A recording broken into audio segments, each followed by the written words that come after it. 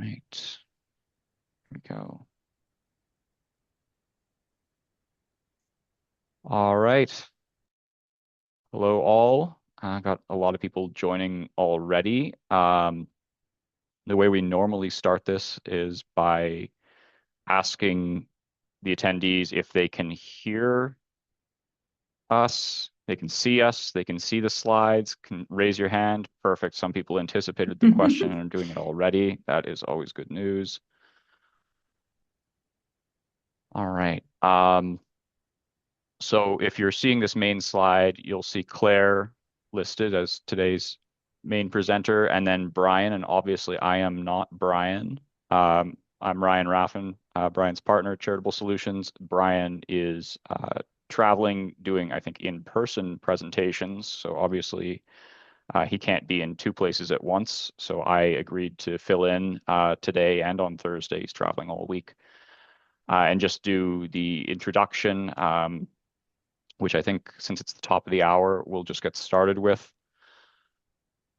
So today, Claire is going to present on some planned giving research that she has done. Was just saying before we started, I always look forward to these webinars that we do when they are more analytical, just because we don't do a lot of them, and it's always really interesting, I think, to see the data presented. So I really look forward to these. I'm glad to be doing the introduction. I would have been in attendance either way. So this should be a really great one. We've had a number of good ones this summer, earlier this summer with Laura and one of our donors, Rob, as well. So this has been a good summer for the webinars, I think.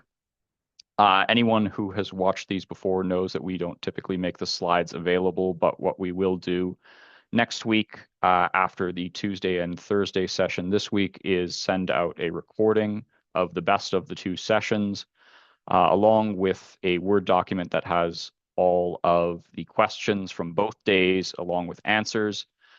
So if there are any questions, please put those in the Q&A rather than the chat.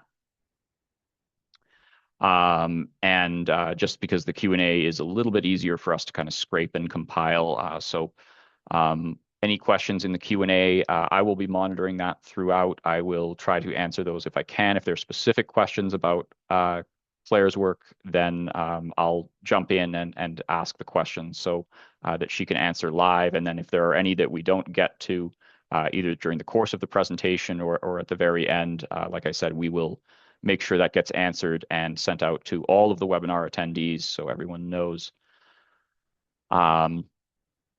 Other than that, I think I'll just get started with our usual short description of who Charitable Solutions is, what we do. I'll start in the upper right-hand corner there with the Emergency Assistance Fund Administration and Employee Disaster Relief and Hardship Funds. When I'm doing these introductions, I always say that's kind of how I got my start working with Brian back in 2014, 2015, third-party administration for employee relief funds, particularly with the Emergency Assistance Foundation, which has seen tremendous growth in the last several years. Anytime I see updates on their numbers, it is hard to imagine, since at one point it only had a couple dozen employers who were participating, and maybe 10,000, 20,000 employees. It's really grown in terms of the number of employees being assisted, the number of grants going out. So the Emergency Assistance Fund Administration is one item that Charitable Solutions does. Education, training, either in person or virtually via webinars like this. A lot of our team does this on a regular basis. I did one last week. Brian on the road this week. So a lot of our team does these.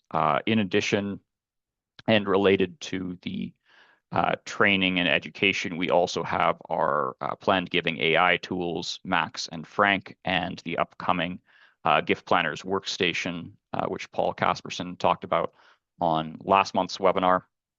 That workstation update should be live in the next several weeks here, and our team is very excited about that. I think that's going to be a great tool for everyone in the planned giving community. Charitable Appraisals, LLC. Our tagline is, if you can give it to charity, we can appraise it. I think we were once stumped with a gift of a quarter horse. But other than that, if we are not talking about live animals, we can appraise just about anything that might be given to charity, including business interests and cryptocurrency, certainly things like life insurance policies, art and collectibles, really all of the kind of common asset types to give to charity. We can provide that qualified appraisal for income tax purposes. Charitable gift annuity risk management. That is where we are looking at charities who have their own in-house gift annuity pools and looking at overall audits of the pool health, or looking at particular gift annuity contracts that might be large and create more concentrated risk, and potentially looking at things like reinsurance for those larger gift annuity contracts. Related to that, our National Gift Annuity Foundation, the largest, I believe, independent gift annuity pool in the country, licensed in all 50 states, and then granting out 100% of the residuum to the referring charity. The idea being that not only can NGAF issue gift annuities in any state, so if your charity has a pool but can't issue in Washington State or Pennsylvania or New York or California or Hawaii, wherever, we can issue a gift annuity in that state to benefit your charity. But also, if it is a gift annuity that for whatever reason is not something that your charity can take, either because you don't have a pool at all or because the donor wants to fund it with real estate or it's a very large gift annuity, we can work with your team to help the donor out and issue a gift annuity. Over 1,200 contracts within the pool now, nearly 110 million in overall assets. So the Gift Annuity Foundation has seen a lot of growth. And then non-cash asset risk management, which we do a couple of ways. First, with consulting, where charities may have a non-cash asset that they're willing to take, but just need a little bit of assistance with the evaluation management of that asset. We can be hired as a consultant via Charitable Solutions, or again, like the Gift Annuity Foundation, totally outsourcing that non-cash donation via our Decami Foundation, a national donor advised fund that exclusively accepts non-cash and complex assets, close to $7 billion in total completed gifts since 2003 when Decami was founded. So that is really all that Decami does, and that is really Decami's bread and butter. And frankly, it's how I spend my day. Most days is working on gifts to Decami Foundation. So quick note about the types of assets that Decami is accepting in 2025. These are our audited 2025 numbers. 2025, we saw a lot of activity common throughout the donor advised fund space. Nearly 700 donations, our best year ever in terms of total donations, and I believe an overall dollar amount at nearly $2 billion in assets. Lots on the real estate side, as is pretty common year to year, but where we really saw a lot of uplift in 2025 was on the business interests, particularly with C Corps. And there were a lot of C Corp donations in 2025. So a lot of private stock giving. 2025 also a very good year on the cryptocurrency side, not so good in 2026. Lots of activity with crypto and larger crypto gifts as well, with that average right around that $1 million mark. Quite a good year for cryptocurrency. And then some other things like cash donations that were intended to fund alternative investments inside the DAF. We do that increasingly often. That's an increasingly popular way for donors to manage their DAF, is with exposure to alternative investments like private equity funds. So we're doing more and more of that. That's why you see sometimes cash donation numbers. And then the other category where we see unusual stuff like foreign stock, life insurance donations, quite a bit of precious metal donations, gold and silver coin collections last year as well. So that gives, I think, a quick sketch of the sort of complex asset giving that we are seeing via our Decami Foundation. And with that, I think at this point I'll hand it over to Claire, and I am going to attempt to stop sharing my slides, and hopefully we'll switch right over to Claire's slides here. So I'm going to stop, and hopefully, Claire, you can share your slides right away. Okay, hopefully the tech will work beautifully here. Oh, not quite. Won't be a moment. It's not what I want. Sorry, I'll just stop sharing a second. Yeah, go back. If I click on this first and then go back, excuse me, narrating as I go. Share portion of screen. Oh, it's still doing the same thing. We had this perfectly working, didn't we, a second ago? All right. There we go. There we go. There we are. Perfect. Right. Well, thank you very much, everybody, for having me. Sorry about that slight technical hitch there. It's lovely to meet you all. Before launching into what I'm going to talk about, I'll do a very quick introduction to who I work for and who I am. So I'm Claire Routley. I'm Consultancy Director at Legacy Futures. We're based in the UK, and as you can see here, I won't take you through what we do in great detail, but we say on the screen here that we're the UK's leading charity consultancy group that specialises in gifts in wills and in memory giving. We are also the only UK consultancy group that specialises in gifts in wills. So I think we are justified in saying that we are the leading organisation. And in terms of me, I am, well, I suppose probably the best way to describe me is a bit of a pracademic, if anyone has come across that term. So I spend most of my time nowadays still working in practice. I'm consultancy director at Legacy Futures. So I work with charities, large and small, really, that want to, I suppose, ultimately grow their legacy giving. But I do keep a finger in the pie of academia. So I did a PhD in, 2011, feels like a long time ago now, which was looking at why people leave gifts in wills to charitable organisations. But ever since then, even though I suppose my main day job has been as a fundraising consultant, I've tried to carry on researching and publishing. And so I suppose the thrust of today really is going to be around some specific research outputs that have come out over the last year or so. But before I sort of launch into those specific outputs, I thought I'd give you a real quick summary of what I found in my PhD, and I suppose some builds on that really from later research. So really to summarise quickly why someone chooses to do such a wonderful thing as leave a gift in a will to a charity, there are these three groups of motives. So looking backwards, looking around oneself, and looking forwards. So looking backwards, that was one of the key things, I suppose, really, that came out of my PhD research, that when people are thinking about the organisations they want to remember in their wills, they look back over their lives and they think about those connections to specific charitable causes.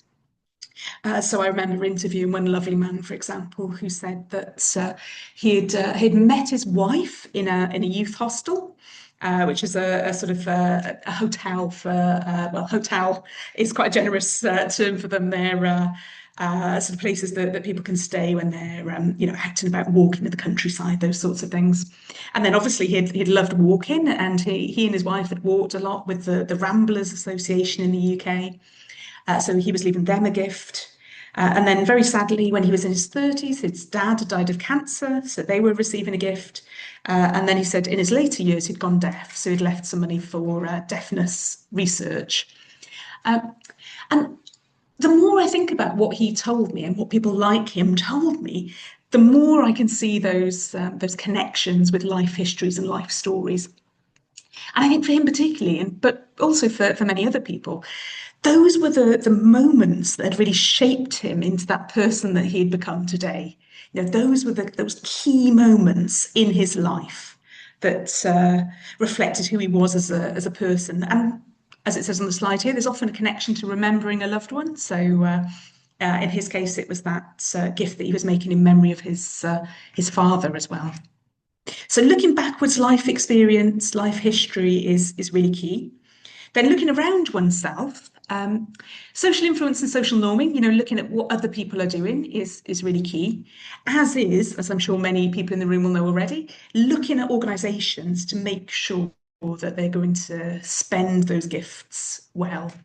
But jumping back for a moment to that sort of social influence, social norming, again, I'm sure many people will know that when we're talking about fundraising or development generally, social influence, social norms are really important, aren't they? If we're walking into a building and we see a collection box with lots of $5 or $10 notes in them, that gives us a bit of a signal as to the amount of money that we should be giving. So yeah, we all know that stuff is really important. But again, for weird and wonderful psychological reasons, it becomes even more important in a mortality-related situation, like a gift in a will. The idea of doing what we perceive to be the normal thing to do becomes more important in that situation. And then the third group of motivations are around looking forwards. Again, another key thing that really came out of my PhD research was this idea that leaving a gift in a will is a way to live on in some way. To leave something behind of one's values or interests or community, whatever it is that is really important to us as people, to be able to preserve an element of that through our giving. So hopefully that's a helpful way of thinking about those sort of key motivations for gifts in wills giving. And I just find it endlessly fascinating to talk to people about their decisions and to see these motives play out for different types of organisations in my day job as well as in my academic research. But one of the other things, and I don't know if people will have come across this research because I think it's probably a little bit less well known, but the connection between these sort of motives and processes that people go through, and the fact that actually often these are very good for us in different ways, actually. So again, what research tells us is that process of looking backwards over our lives and essentially, I suppose, creating that meaningful life story for ourselves, again, is really good for people. It from a sort of mental health perspective, that idea that we can see our life as a story with a beginning and a middle, and I suppose an anticipated ending, but that it sort of hangs together and creates this narrative or story is, again, very good for people. As I mentioned, that when we're thinking about the looking around us element, that idea of kind of adhering to those social norms, one of the reasons that becomes so powerful in that mortality-related situation is because it helps to protect us from death fears, basically. And then finally, looking forwards, the idea of leaving something behind, creating this sense of symbolic immortality.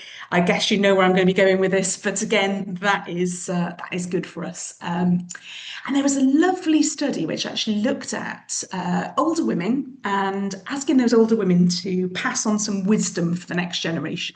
So, leaving something behind them for those that came later.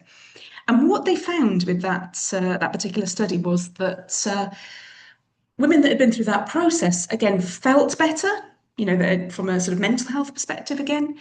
They were more likely to engage in social activities.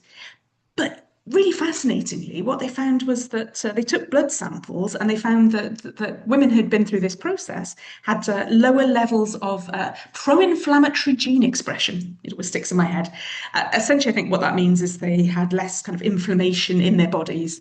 And I'm not a medical doctor by any stretch of the imagination, but generally, I think inflammation is not good for us and sort of underlies lots of other physical health conditions. So yes, not only did people sort of feel better on a sort of mental health perspective, they were actually physically better when they'd been through this process of passing something on to the next generation. So I think that's one of the reasons I love working in the legacy giving, the planned giving space, is because, it genuinely is, I think, a gift that we can offer to our supporters. So that's a bit of a sort of quick whiz through some of, I suppose, the sort of core elements that have cropped up in my research more generally.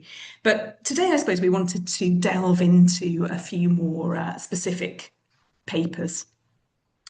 And when I say our on here, just in case I forget to thank any of my amazing collaborators, these are all papers that were done in collaboration. I'm not just talking about myself in the third person here. Um, so, firstly, one of the things that, again, as a bit of a nerd generally and a fundraising and planned giving nerd more specifically, is what money actually does when it comes to our psychology. And I think, isn't it interesting that you often hear people say in our space that giving, fundraising, planned giving is not about money. You'll see that written time and time again. But actually, perhaps one of the reasons we like to say that is because again, money does odd things to our psychology, and we have our own sort of weird and wonderful attitudes when it comes to money. But I think if we keep telling ourselves that it's not really about money, then we actually miss out on a really sort of fascinating stream of research that can help us raise more of it for the good causes that we care about. So just a couple of anecdotal bits and pieces that various other bits of research have found that I think is really interesting. So things like money carries different meanings depending on what it looks like. So again, we tend to prefer cleaner money to money that feels a bit sort of grubby or dirty. We also treat money differently depending where it's come from. So I guess one of the obvious things in our space is we tend to think about, treat inherited money differently, don't we? We don't like to necessarily use money that we've inherited just to pay off the old credit card bill. That feels like it's sort of special money and we should treat it in a different way. So very far from being this sort of neutral unit of exchange that I guess sometimes we might imagine it is. As I said, money is very complicated when it comes to psychology. And then interestingly, when you kind of layer death into that and mortality related situations, again, really, I think fascinating things start to happen. So, one study, for example, shows that when people are reminded of death, they tend to think that money is physically bigger than it actually is, that they overestimate the physical size of notes and coins. Um, as you can see on the slide here, when you sort of prime people with money. So when you give them banknotes to count, rather than just giving them similarly sized bits of blank paper to count, they actually report being less scared of death. And also, when you remind people of death, they imagine that saving is more attractive than spending money. So not only does money do weird and wonderful psychological things to us, then we layer in death, which we also know does weird and wonderful psychological things to us. And you get all sorts of, as I said, really fascinating interactions happening. So just a little bit of background as to why and this is me and the wonderful Professor Russell James, who I'm sure that many of you will know and have heard from in the past. We wanted to explore what that meant in the bequest space specifically. So we wanted to explore this connection between people's attitudes to money and then what they planned to do when it came to bequests. And again, perhaps linked to this point that we like to tell ourselves that giving, planned giving, fundraising is not about money. You'd be surprised how few people have actually explored this connection between money and giving to charity generally. And as far as I know, I think we're the only ones that have explored the link specifically with charitable bequests. So really, I suppose what we wanted to explore was these sort of two different areas, really. So we wanted to explore the money attitude, the connection between money attitudes and people's likelihood of putting a charity into their wills. And then similarly, we wanted to explore whether there was a connection between money attitudes and the share of the estates that people would potentially leave to charitable causes. So for anyone who likes to have a bit more info on the methodology, this is what we did. So we essentially asked people 4 sets of questions. So we asked people if they happened to sign a new will in the next 6 months, how likely was it that they might include a gift to charity? And that went from a 0 to 100. And then we said, if you did decide to leave a gift in your will to charity, what percentage of your estate would you most likely leave? Again, from 0 to 100%. And then we asked a whole series of money attitude questions. And again, also measured on that 0 to 100 point scale. Obviously, can't fit all 29 of them onto a slide, and you probably wouldn't necessarily want to see all of them, but just to give you a little sense of the type of things that we were asking, things like, I must admit that I purchase things because I know they'll impress others. And I won't read the rest of them at you. But then finally, we asked people just about their demographics, really, so we could control for those sort of factors. So what did we find? Well, essentially, what we did was took all of those sort of 29 questions that you'll see on that previous slide, and really looked at how they sort of clustered together to form these sort of groups of attitudes. So as you can see, we had 4 different clusters there. We had people who were sort of bargain seekers. Unsurprisingly, one of the questions that predicted it, the bargain seekers group, it's hard for me to pass a bargain. Then we had people who were sort of financial planners. So people that, as again it suggests on the screen, people who answered questions like, or answered positively to questions like, I keep track of my money. Then we had a group of people who saw money as a status symbol. So this question around purchasing things because they know they'll impress others would track with that. And then some people who were very anxious around money. So we're very worried about spending, in this example, even on necessities. And then, of course, as I mentioned earlier on, we really wanted to see how that then connected with people's attitudes to bequest giving. And we found that 2 of the groups were more likely to say that they would give. So it was the bargain seekers and the financial planners who were both more likely to say they would put bequest in their will. And then interestingly, we had the money as status group who they weren't more likely to give, but when they did give, they were more likely to give larger gifts. And then the financial anxiety group, and probably unsurprisingly, that group were less likely to give. Although, again, when you started to put in those demographic factors and control for those demographic factors, it became sort of relatively insignificant, but not really a surprising finding, I think. So what did all that mean? Because I think that's the thing that we're interested in. What does that actually mean for our practice? We really thought, I suppose, that different messages were likely to appeal to these different groups. So the bargain seekers, you could imagine, would appreciate messaging around the tax advantages of giving. The financial planners, we thought, well, actually, we could frame the idea of putting a bequest in your will to a charitable organisation as part of that wider holistic planning process. But also we thought that they're quite likely to appreciate tools that help them plan so that they could really see that the impact that potentially even a charitable bequest would have on their wider finances.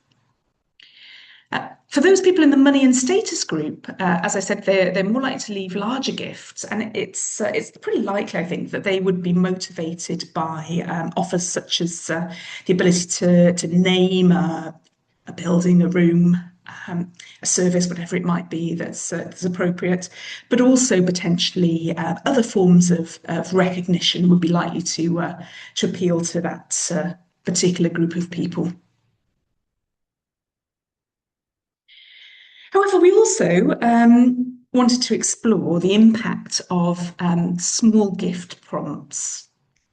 So one of the things that we see a lot in the UK, and I don't think it's really made it to your side of the pond, is that lots of people are using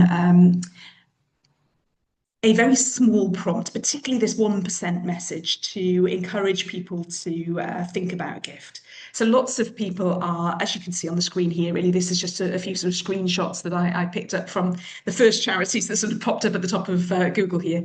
And as you can see, lots of the charities are talking about the idea that you don't have to be hugely rich to give, that you can make a smaller gift, that you can remember a charity once you've made sure that your loved ones are provided for.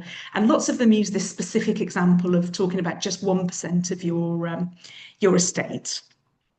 And so we really wanted to explore what's the likely impact of that? Because as far as I know, I think the idea of talking about 1% has come from more sort of qualitative research. People have said, oh yes, that feels quite motivational to me, and it wouldn't necessarily impact on the size of gift that I leave. And I suppose we wanted to test that a little bit more quantitatively, really. So our theory before we actually went into the test was that showing people this very small message would increase interest in legacy giving. There's lots of studies out there from the world of behavioral economics that suggest using these sort of small numeric prompts will encourage people to take part in something. It makes it feel more accessible. But I think what we really wanted to explore was actually what impact would that then have on the size of gifts, which again, is really well established in theory, isn't it? If you give people a specific number, you pull them in that direction. So as we see on the slide here, we wanted to test that, and we wanted to have a conversation about the trade-offs. So, what happens if, yes, you get more people that are interested, but the size of their gift then reduces. So we surveyed almost 1,000 people. And we showed them lots of variations of the sentence that you can see here, which is many people like to leave a gift in their will to support a cause that's been important in their lives. I mean, that was based on, again, some of Professor James's earlier work around good phraseology for talking about gifts in wills.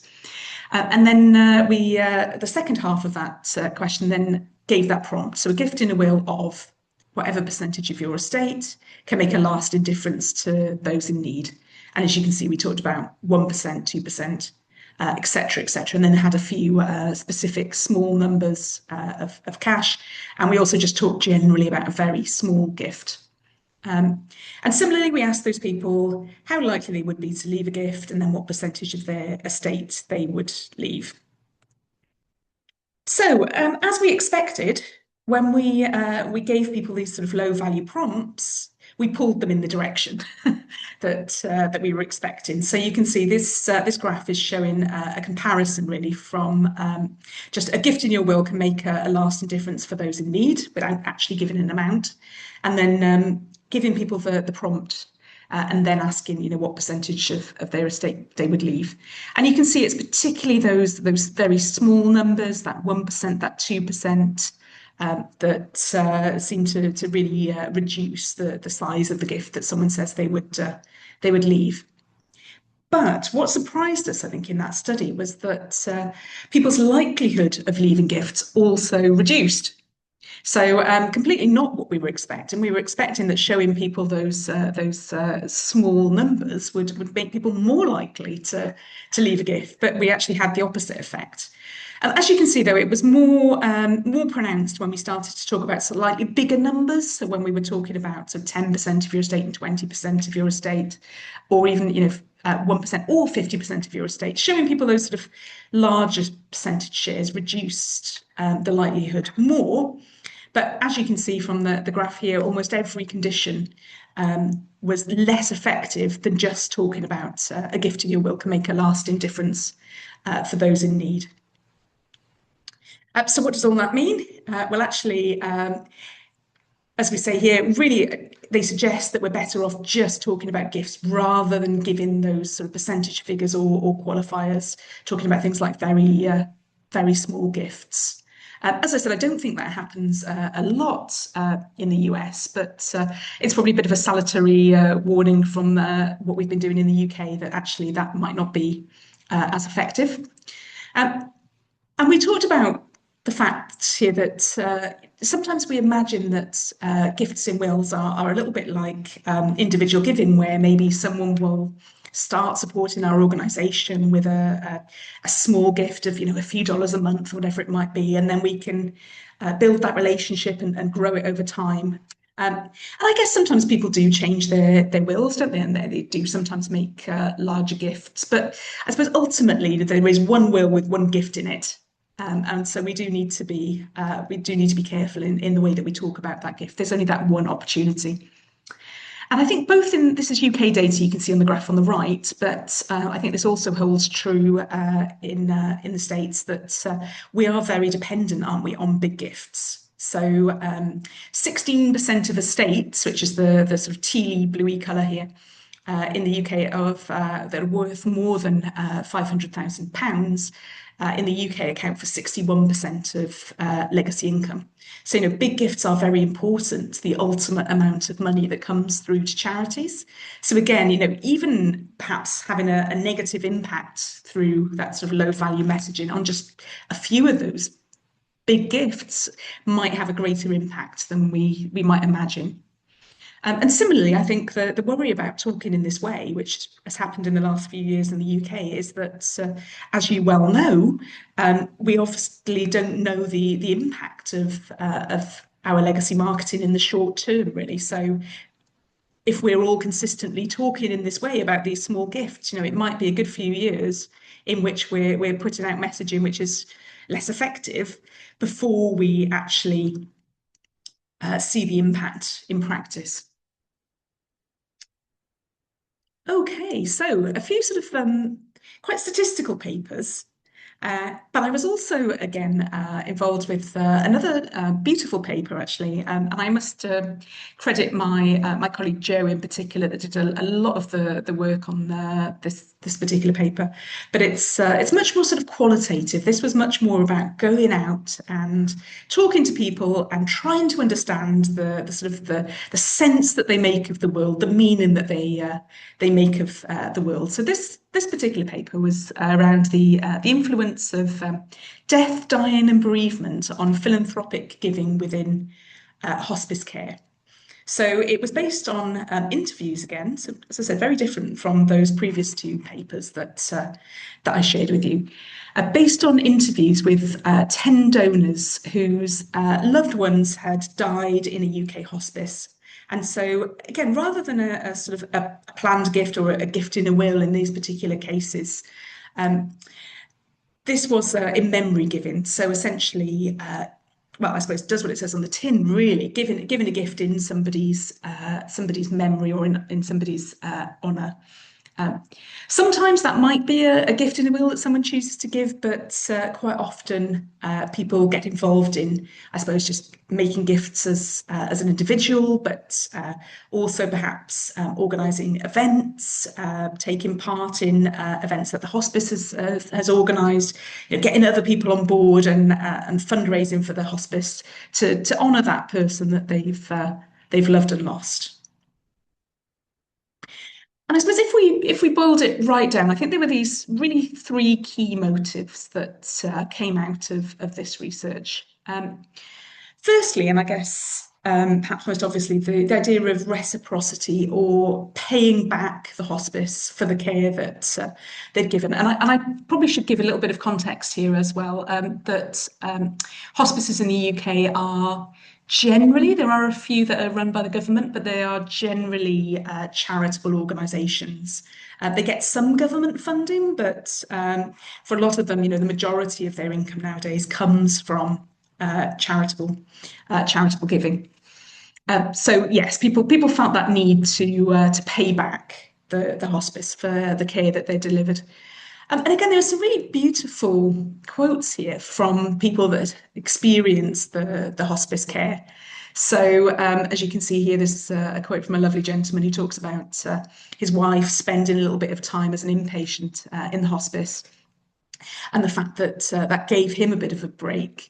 But I think one of the things that really struck me actually was you would think that, I mean, of course, this is a very difficult situation for people whose loved ones are going into a hospice, but just how positive people were when they talked about the experience, actually.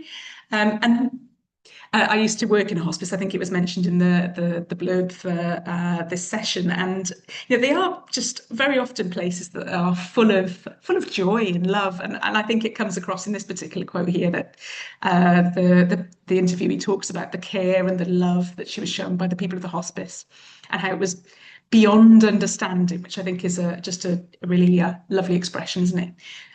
And as I said, there were quite a few quotes like this that were just amazingly positive about the care and the experience and the fact that people had again just really positive experiences with their loved one whilst they were in that hospice environment.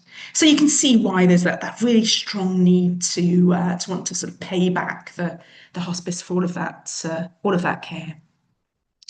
And then similarly, I think awareness of need. So someone says here, the thought of that service not being here for anyone else that needed it, it's just not worth thinking about, to be honest. And again, I think hospices do fulfill a really important role at an incredibly difficult time for people. But particularly in the UK context, hospices over the last few years have struggled a lot actually with the fact that the government funding they get isn't necessarily increasing as fast as it might, whilst inflation has driven up the cost of providing care. It's been driving up wages. It's been driving up the costs of things like heating, which obviously, if you've got a lot of people who are not very well, you need to make sure that the environment is warm enough for them. So lots of UK hospices have gone through a really difficult time in recent years. So I think again that awareness of need was really heightened for the people in this study. They saw this as a precious thing that actually could be lost. So I suppose driving both of those, or linked to both of those, was this key idea of lots of people talked about. They wanted to make sure that same care was available for other people in the future.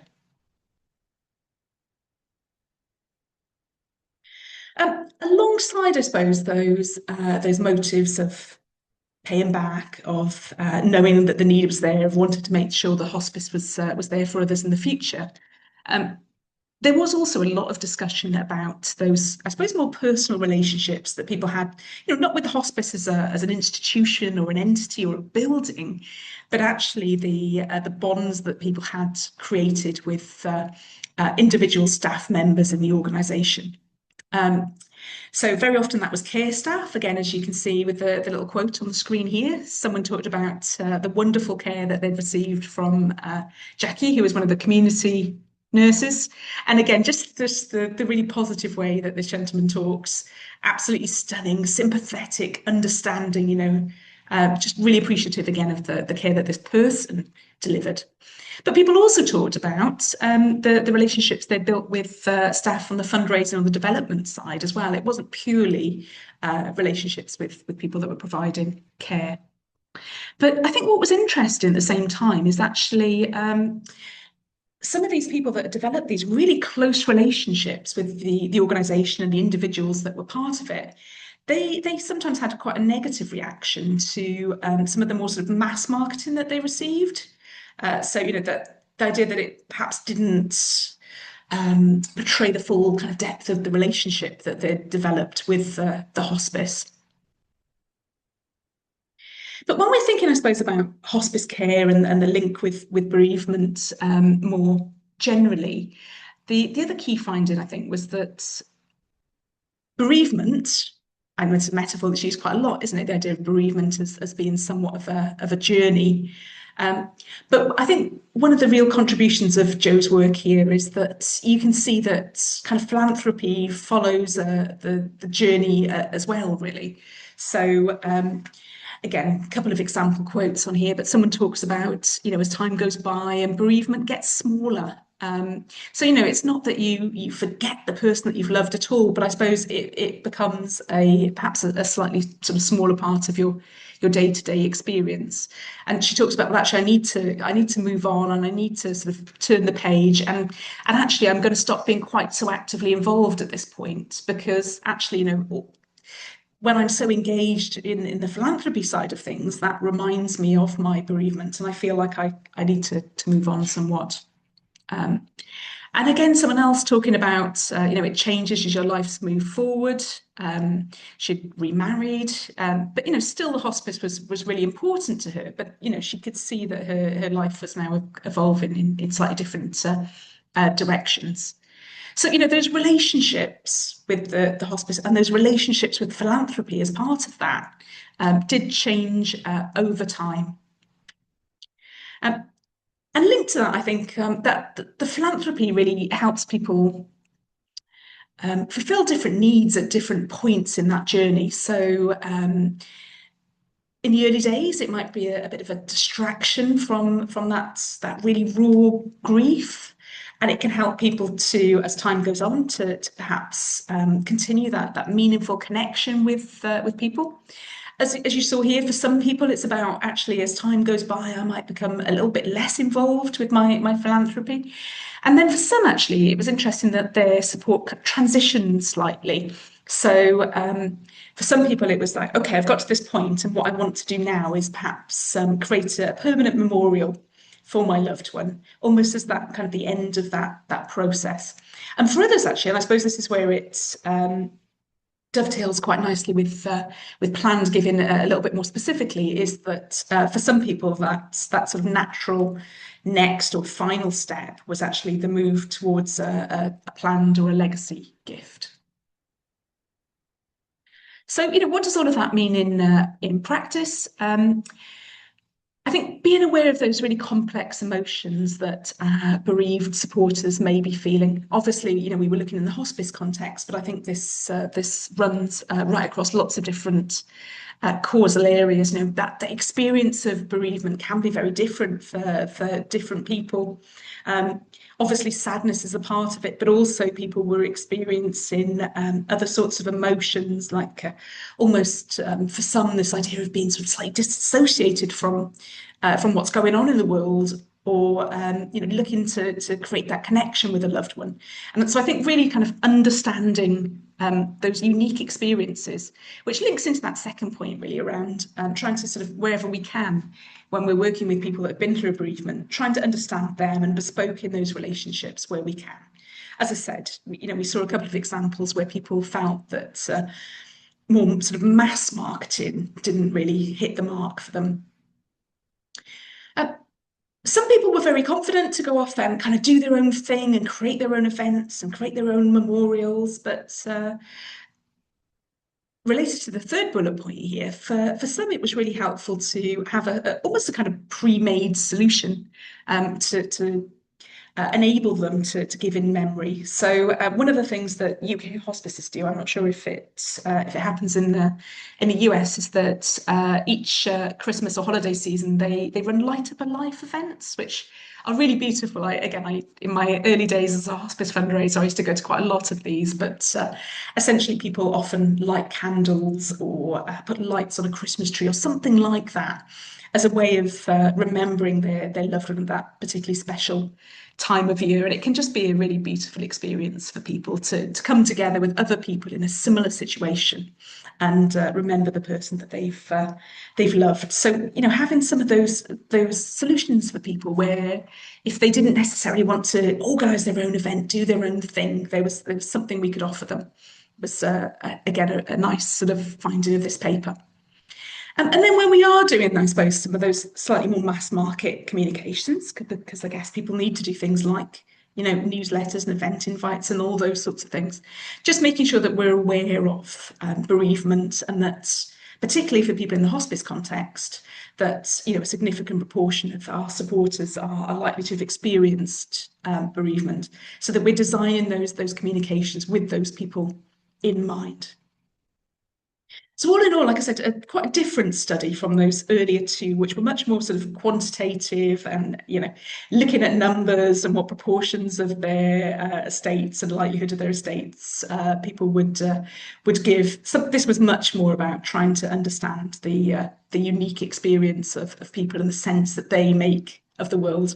But I think one of the joys of working in this space is that you can use both of these methodologies to answer different questions and come to different insights when it comes to the wonderful world of plan giving.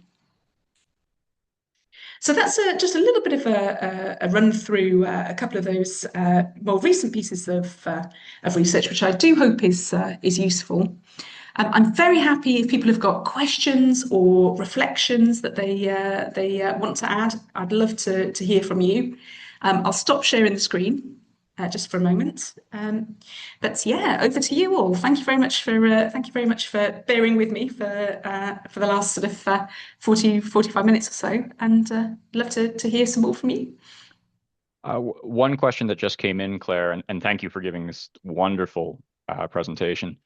Someone had just asked that they'd missed the titles of your research articles, and they're wondering if you could share them again. Yeah, absolutely. Let me dig them out for you. Can't remember my own titles, but the first one was Money Attitudes Driving Charitable Bequest Intentions. I'm realizing this is a long title as I say it. Understanding Legacy Gift Segments to Inform Non-Profit Communication Strategy. That's a long one. And then we also, on the 1%, what did we call the 1%? Session. Do you know what? I didn't actually put the title of that one in. That was a bit foolish of me. I'll dig out exactly what we've called it. We've called it sort of small gift legitimization or something like that. I will dig it out for you in a second. But the third one is what influence do death, dying, and bereavement have on philanthropic giving within hospice care? Let me just grab what we actually called the other small gifts. Here we are. The negative effect of small gift references barn in charitable bequest marketing. That's a slightly more succinct title on that one. Yeah, and I thought that research was particularly interesting. That kind of, I've heard that referred to as kind of an anchoring effect, where, Yes. you know, often you can use that positively, but, your research here showing how it might be thought to be positive, but then actually pull down the capacity for giving. Mm. And your excellent point that the effects of that anchoring might not be realized for many years. That's something that I think all planned giving officers, all fundraisers should Mm. be really mindful of. So I thought that was really, really interesting work that Yeah. you've done there, And Dr. it's James. really, I mean, we've not tested it, of course, but once you become aware of anchoring and similar behavioral economics principles, you start to sort of see them all over the place. So, for example, I often see, I think it's quite similar stats in the US and the UK here, but I often see people say things like, "Oh, only a third of people have a will." And then I look at that and think, well, what we're suggesting then is the normal thing to do is not have a will. Actually, so I think we need to be really careful sometimes, actually, where we're using sort of numbers and statistics, and that actually some of those things might be having the opposite effect than we actually intend them to. Yeah, absolutely. And there's another question here from Katie Reck. Does the research indicate what the most significant factors are that transition potential donors, for example, the financially anxious or planner, to following through with a gift? So what factors can cause these potential donors to actually follow through and complete a Oh, gift? that's a very good question.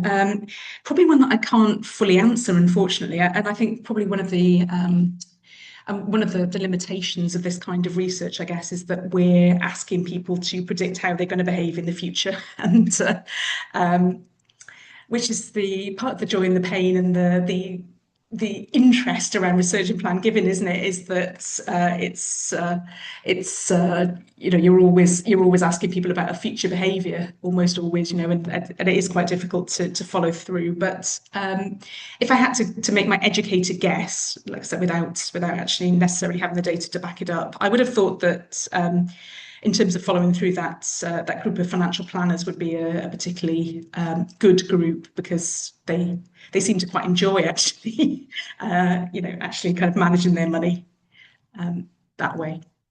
Sure, sure.